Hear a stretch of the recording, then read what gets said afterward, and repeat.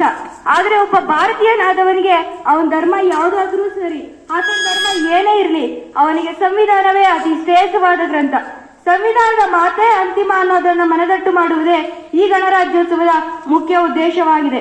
ಕೊನೆಯದಾಗಿ ನಾನು ಹೇಳೋದೇನಪ್ಪಾ ಅಂದ್ರೆ, ನಮ್ಮ ಜವಾಬ್ದಾರಿಯನ್ನ ನಾವು ನೀಟಾಗಿ ನಿಭಾಯಿಸೋಣ. ಓದು ಓದು ಓದು, ಏಕೆಂದರೆ ಶತ್ರುಗಳು ಹೆದರುವುದು ನಿನ್ನ ಜ್ಞಾನಕ್ಕೆ ಮಾತ್ರ ಎಂಬ ಅಂಬೇಡ್ಕರರ ಸಾಲುಗಳನ್ನು ಸ್ಮರಿಸುತ್ತಾ ನನ್ನ ಈ ಭಾಷಣವನ್ನು ಮುಗಿಸುತ್ತೇನೆ.